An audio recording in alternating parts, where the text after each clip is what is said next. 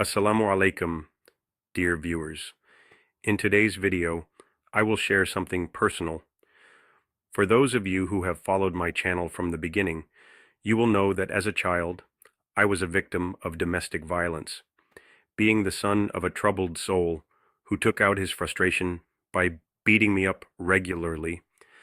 I became an odd kid that others avoided, and thus I became socially isolated, dealing with physical abuse on a regular basis. As a kid, I did not know how to handle it. We have all heard about our fight or flight instincts, but when you have no family to run away to, or defend yourself as a kid from a man in his 40s, there is also a third response, which is to freeze. As my mind tried to be in another place while taking the abuse, I felt my mind was being fragmented as I was partially shutting down in my mind. After receiving so much abuse, I started to develop feelings of hatred and anger to a point where I did not care whether I lived or died. I started to take bold risks in my life, secretly hoping something would happen to me that would end my misery. I became fearless and did not care what would happen to me. Astaghfirullah. Around the age of 20, I even tried to remove myself from this world, but failed. Many years later, when I started to learn more about Islam, I discovered that it made a lot of sense and brought me peace. Reflecting back on my time of challenges and abuse, I learned the following lessons in wisdom.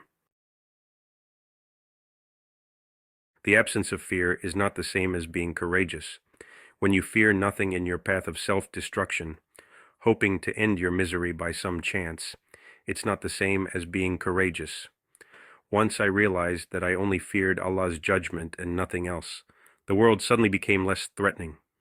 Standing up for what is right and doing the right things is what drives courage, even if it means confronting your own demons and changing your life for the better. I have learned that anger is nothing but an emotional punishment that you give yourself because someone else did not treat you righteously. So, anger basically doubles the portion of restlessness and agony. I learned that anger can be replaced by peace, by knowing that Allah will one day make it right, or replace these emotions with something better. Forgiveness is not meant for the one who did you injustice, but is a way to come to terms with it and move on and set yourself free.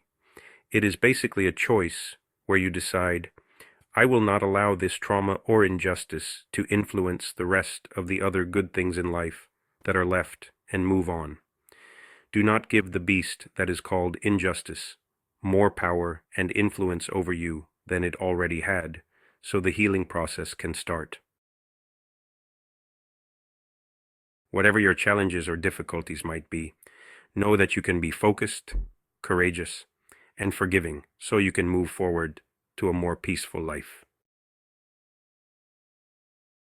If there is any other gift that Allah has bestowed upon me besides inviting me through Islam into His eternal grace, it would be these valuable insights that made me understand my own soul.